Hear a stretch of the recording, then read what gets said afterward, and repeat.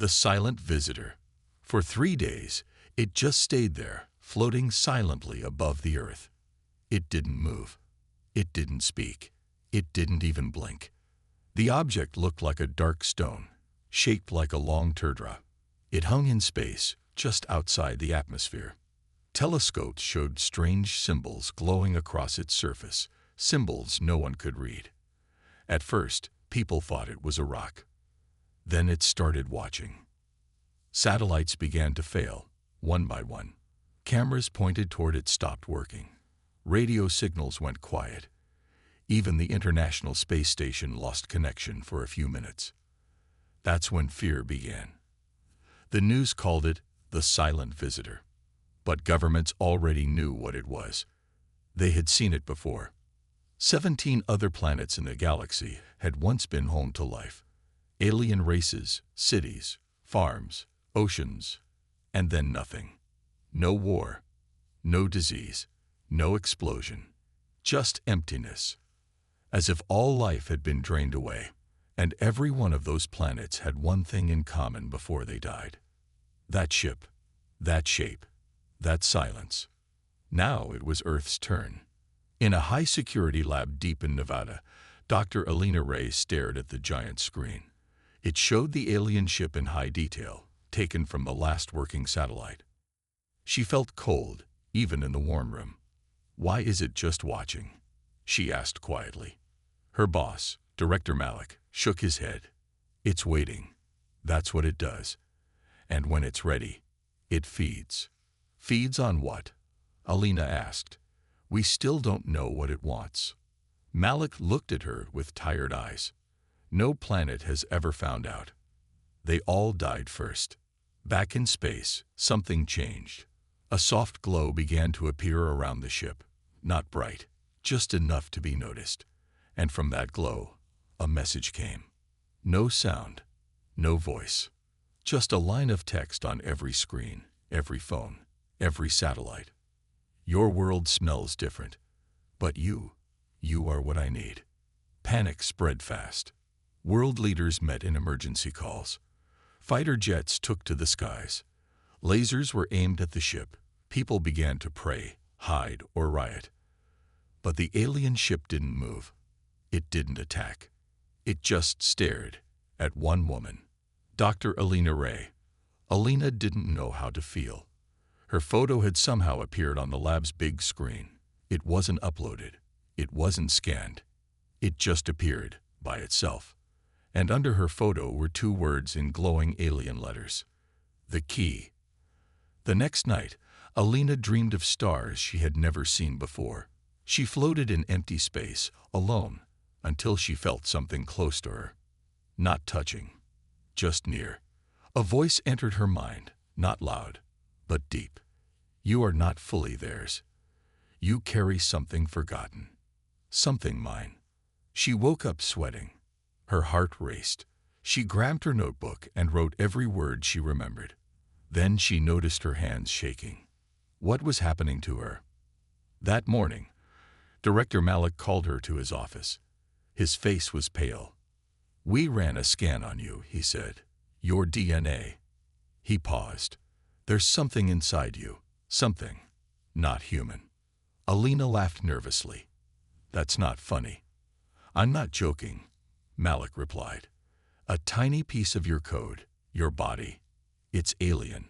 Not just alien. It's ancient." Alina's world shattered. Her parents were normal. She had never left Earth. She had no powers, no memories, nothing strange. So why was the ship here? Why her? The final signal came that night. Again, every screen on Earth showed the same line. "You are the first who can end the hunger. Come to me, or I will take you." Governments tried to trace the signal, but it wasn't coming from space anymore. It was already inside Earth's systems. It was learning. It was feeling. And it was waiting. In the darkness of her lab, Alina sat alone. She looked up at the stars, where the ship floated, silent and still. "What do you want from me?" she whispered. No answer came. But in her heart, she already knew. This wasn't about Earth. Not really. This was personal. The hunger that killed worlds. For 2 nights, Alina didn't sleep. She couldn't. The message from the alien ship still echoed in her mind. Come to me, or I will take you. She read it again and again, hoping it would change. But the words stayed the same. Cold. Final. Every major nation had now aimed weapons at the alien ship. Nukes, lasers, plasma cannons, all pointed upward. But the ship didn't care. It didn't move. It didn't need to. Because it had already chosen its target. And the target was Alina Ray. She sat in a dark briefing room with the top scientists and generals. Maps, data, and classified reports covered the screen. A man from the Galactic Defense Agency stood and spoke. We've seen this ship before, he said. Not this exact one, but the same shape, the same silence. He changed the slide. 17 alien worlds appeared. All dead. All gray. No light. No life. The before and after pictures made the room go quiet. There's no sign of war. No burns. No bodies. These planets were emptied. A general asked, "What do you mean by emptied?" The man answered slowly, "I mean everything. The people, the animals, the oceans, even the feelings in the air were gone, as if something pulled the life out of the planets like a breath." Alina felt a cold wave in her chest. "You're saying it feeds?" The man nodded. "Yes, but not on food, not on power, not on energy." He looked directly at her. "It feeds on connection, on emotion, on soul." Later that night, Alina sat alone in her lab. She watched the stars outside the window. The ship was still there, still watching her. She whispered, "Why me?" The room was quiet. Then the lights flickered. For a moment, her screen went black. And then, a new image appeared. It was a planet. Dead, dry, empty. But in the middle of the image, a child stood, staring at her. It wasn't a normal child. Its eyes were completely black. No mouth, no nose, just a smooth face with sadness in its stare. Alina leaned closer. She didn't blink. The child lifted one hand and pointed at her.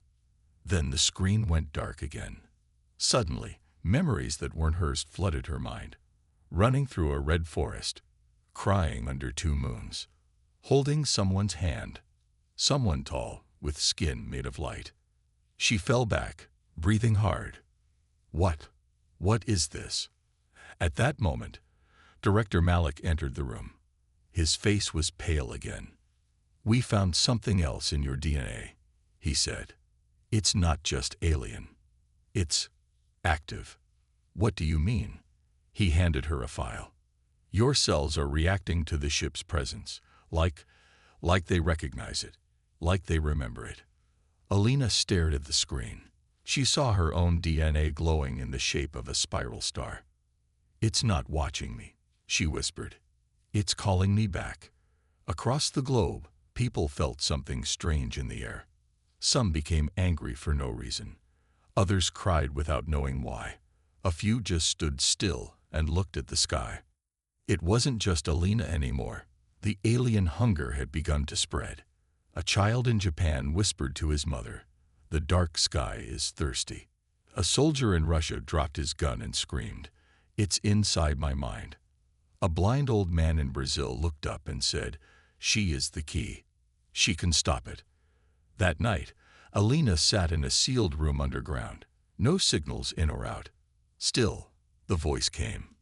Soft, gentle, sad.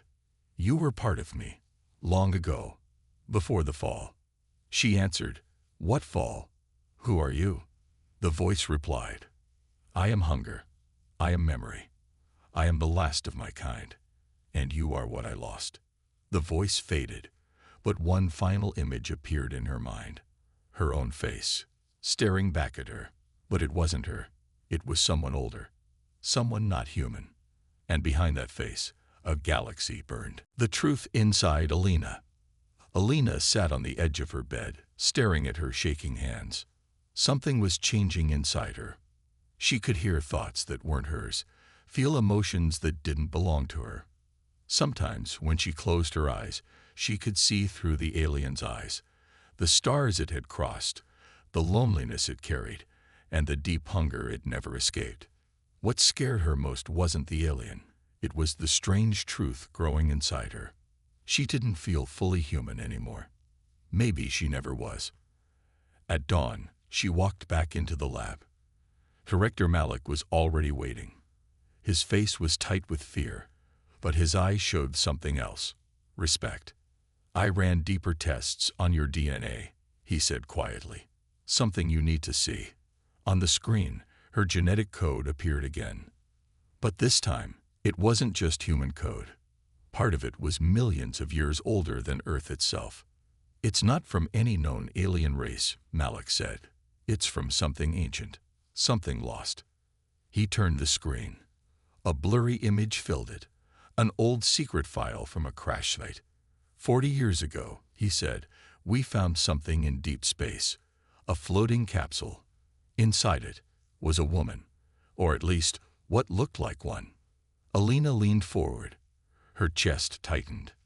The woman in the image had her face frozen in time, eyes closed, a faint glow around her skin. "We never told the world. She never woke up. But we took samples. And 9 months later, a woman on base gave birth to a healthy baby." He looked at her. "That baby was you." Alina's breath caught. "That's not possible." Malik said nothing. He just showed her one more picture. Her mother, a scientist, smiling, holding a baby. The baby had glowing marks on its skin, marks that faded as it grew. Marks, just like the ones on the alien ship. "You were born from two worlds," Malik whispered. "Part human, part something else." Alina stepped back. Her heart pounded. Her dreams, her visions, the alien calling her mine. It all made sense now. That night, she walked outside, far from the lights of the city. The alien ship still floated above, cold, watching. "I know who I am now," she said into the sky. "What do you want from me?" This time, the reply didn't come through screens or whispers. It came through her skin. Her veins glowed softly. Her eyes turned silver. Time froze around her. Trees stopped swaying. The wind stopped blowing. And then she saw it. Not Earth, not the stars, but the alien's mind. She was standing inside a giant memory, like walking through someone's soul. Planets turned to dust. Civilizations crumbled. Stars flickered out. The alien had searched for eons, not for power, not for war, but for something it lost long ago, someone who once loved it, saved it, and died. That soul was now inside Alina. "You are her echo," the alien whispered. "You are what I've searched for, across 10,000 galaxies." "But I'm not her," Alina replied. "You carry her spark. You feel her soul. You have her pain." Alina dropped to her knees in the grass. Her heart ached. It wasn't just the alien's pain. It was hers too. For her whole life, she felt alone, like she didn't belong, like something was missing. Now she knew why. She opened her eyes. Time returned. The wind moved again. The stars blinked overhead, but something inside her had changed forever. She looked up at the ship. "If I go to you," she whispered, "will Earth be safe?" The ship glowed once, like a heartbeat. The next morning, she packed a small bag. Not with weapons, with memories, photos, her mother's watch, a book of poems, small things that made her human. And then she walked toward the launch pad, toward the ship, toward the truth. A human weapon. The air was still as Alina stepped into the launch pod. Soldiers stood nearby, watching in silence. No one spoke. How could they? She was about to leave Earth, not for another planet, but for something older than stars. The alien ship hadn't moved in days. Now, as if sensing her decision, it opened. A soft light spread across the sky, forming a path above the clouds. Not a beam, but a bridge of silver dust. Alina took a deep breath and walked into the unknown. Inside the ship, there was no floor, no ceiling, just light. Soft, shifting light that moved with her thoughts. She couldn't tell if she was floating or walking, but she wasn't afraid. The ship knew her. It moved around her like a heartbeat. Every step triggered a memory, not hers, but from something ancient. A burning city, a dying planet, a child screaming without sound. The ship pulsed. It was alive, and it was hurting. Then a shape appeared in front of her. Not a monster, not a robot. It looked human, a tall figure, glowing with soft blue skin, eyes like stars. But its face changed as she watched. Sometimes a man, sometimes a woman, sometimes her own face reflected back at her. It was the alien, but not in its true form. It had taken shapes from her mind, shapes it hoped she would trust. "You are not my enemy," it said, "but you are dangerous." Alina frowned. Why? The alien touched her chest gently, not physical, but her soul. "Because now you carry me." Suddenly, her vision exploded. She saw 1,000 worlds destroyed, not by war, not by hate, but by accident. The alien didn't want to kill. It only wanted to feel full. But every time it connected with life, its hunger drained the planet dry, drinking every thought, every emotion, every living soul, without meaning to. "I'm a wound that never healed," the alien said. "But you are the only soul I ever touched that didn't break." Alina shook her head. "I'm not here to give myself to you." "No," the alien said. "You are here to become something more." A doorway appeared behind them. Inside, a small glowing sphere floated in the air. "That is the core," the alien said. "My mind, my power, my curse."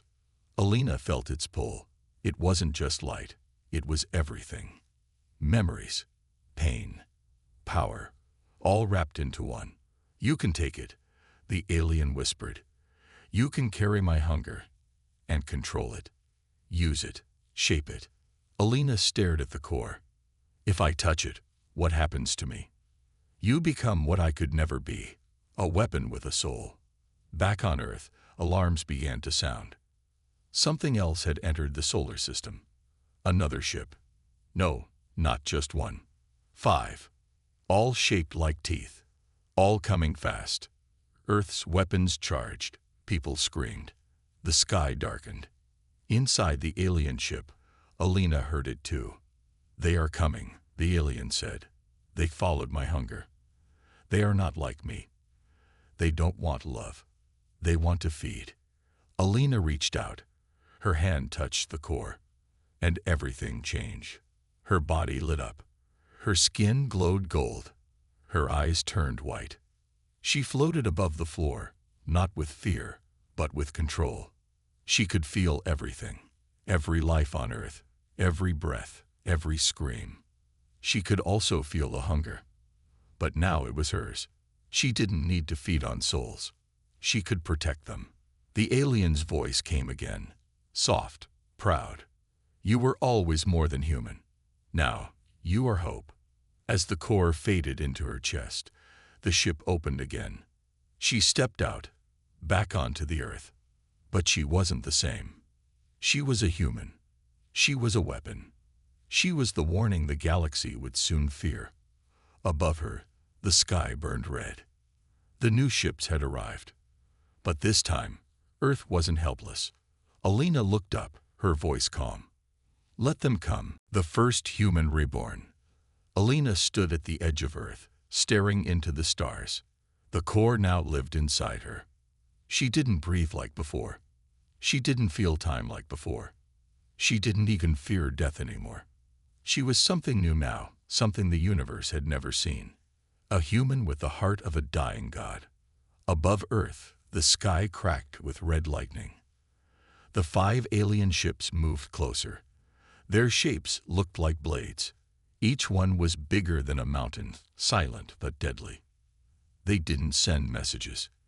They didn't ask questions. They only came to feed. Military bases locked onto the targets. Lasers were ready. Missiles were armed. But nothing worked. Every weapon fired into the sky and vanished, melted, absorbed, turned to dust. The ships were wrapped in a kind of living armor, like energy that swallowed everything. In the clouds, something worse appeared. Dark creatures began falling from the ships, like shadows with bones, like smoke with teeth. They didn't land. They pierced the ground. And wherever they touched, life vanished. Grass turned black. Trees crumbled. People froze in place, then faded into ash. These were not just aliens. They were hunger itself. But they had made one mistake. They came for Earth. After Alina had changed, she rose into the sky without a ship. Her feet didn't touch the ground. Her body shimmered with light and memory. The aliens felt her, and they paused. Even they didn't know what she was. Not fully human, not fully machine, not just energy. Something older returned. In her mind, she heard two voices. One was hers. The other was the alien that had given her the core. It spoke gently. They are not like me.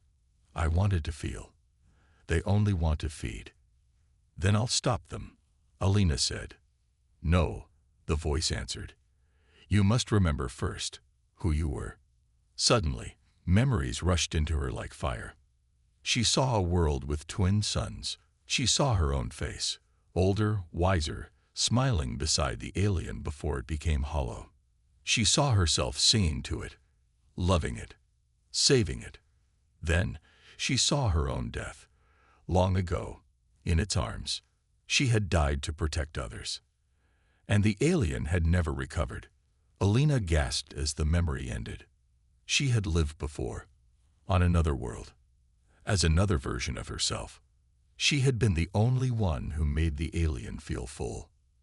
Now she was back, reborn as a human, but carrying something sacred inside. Her eyes opened, and her power exploded. She raised one hand. The light around her formed a burning sphere. Not a weapon, but a heartbeat. It pulsed once, and every dark creature within 50 miles fell to the ground, turned to light, and vanished. The alien ships shook. They began to back away. But Alina wasn't done. She whispered, "You fed on the weak. Now taste something stronger." She blinked once, and in the next second, she was inside the lead enemy ship. No door, no sound, just light. The creatures inside screamed. Their skin peeled away. They saw her truth, a human soul glowing with ancient power. She didn't need to kill. She just needed to show them what they could never become. They turned to dust. The ship cracked in half. The others saw, and they fled. Back on Earth, the world watched in silence. Civilians, soldiers, leaders, no one understood what they had just seen. One moment, Earth was dying. The next, it was protected by a woman made of light and sorrow. Alina returned to the surface, weak but alive. Director Malik met her at the base. He looked at her differently now, not like a scientist, not even like a hero, but like a legend. "What are you?" he asked quietly. She looked at the stars. "I'm not sure anymore," she said, "but I know this." She turned back to him. "I won't let Earth fall. I've already lost one world. I won't lose another." The last choice. Alina didn't sleep. She couldn't. Even after saving Earth, even after sending the invaders away, something inside her stayed awake. It whispered in her thoughts. It moved behind her eyes. It called itself the core. At first, it helped her. She could heal wounds. She could lift crushed machines with a thought. She could feel pain across oceans and calm it with a whisper. But now, the core wanted more. It wanted to grow, to spread. to feed. One night, Alina stood alone on a mountaintop. The stars blinked above her. A voice spoke inside her again, not like before. This voice was darker. You are strong now, but you are alone. Let me take the pain away. Alina clenched her fists. You're not the same voice. You're not the one who saved me. No, it replied. I am what remains. The oldest part, the true hunger. Suddenly, her mind split open like glass. She saw galaxies burning, not from war, but from love turned into obsession. She saw the first alien, kind, lonely, and full of light, slowly lose itself. The core wasn't always evil. But after billions of years alone, it had changed. It had cracked. And now, its broken pieces lived inside her. Director Malik called her in the next morning. Another message just came through, he said. She expected fear or threats. But this message was different. A single line blinked on the screen. If she lives, the others will come. Below it, an old galactic seal. The Council of Nine. The most powerful civilizations in the universe. They weren't warning Earth. They were warning her. They know what you carry, Malik said. And they're afraid. I don't blame them, Alina whispered. So am I. The Council sent a second message. Give up the core, or we will erase your world. Alina left the base without a word.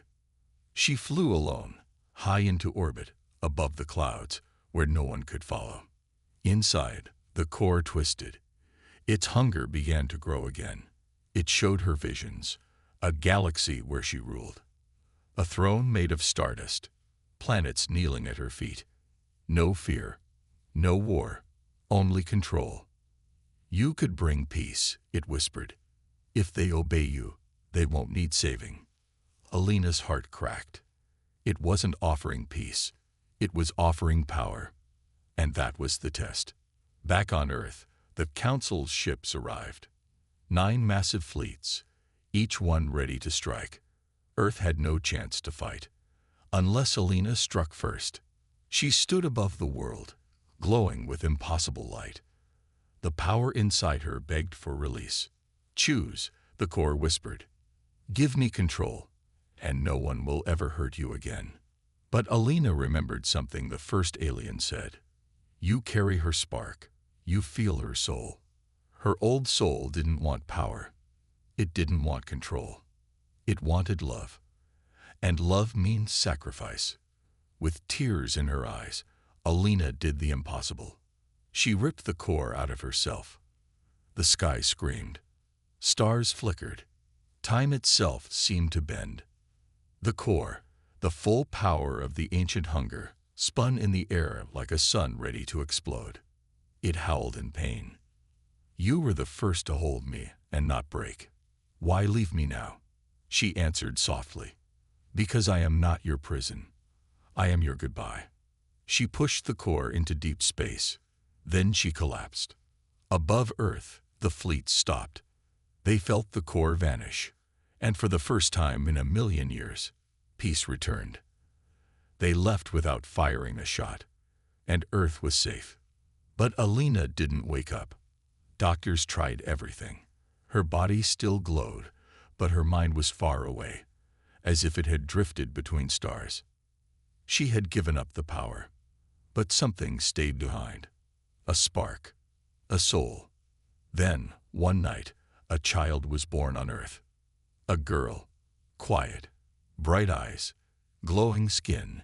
She smiled at the stars above her crib and whispered a word no one taught her. Alina, the human that gods feared. Years passed.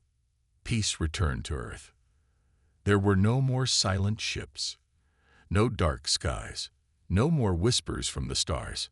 But people still remembered the name Alina Ray, the woman who had touched an ancient power, faced gods, and let it go.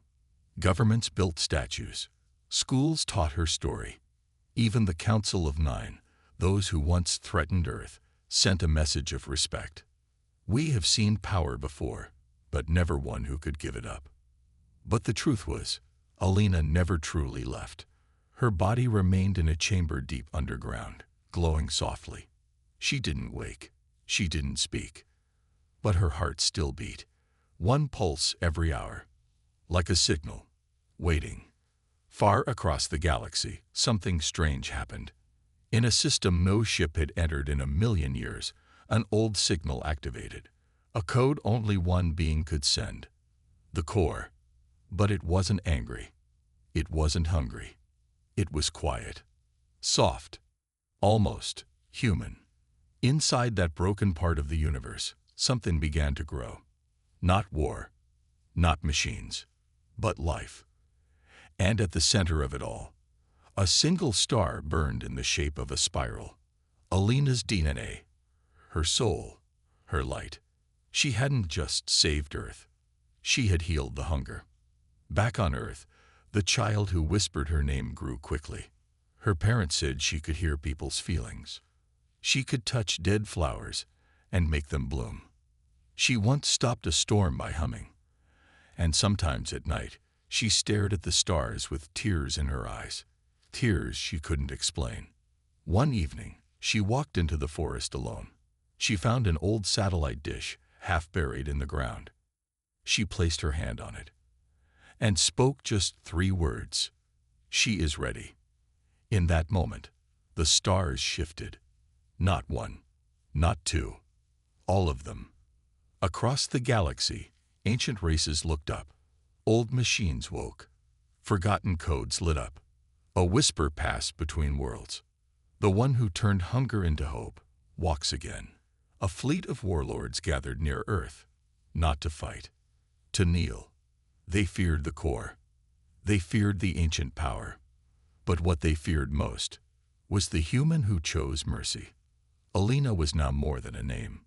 She was a myth, a message, that even gods should fear a human with nothing left to lose, and everything left to protect. In the end, it wasn't power that made Alina great. It was choice. She could have ruled. She could have destroyed.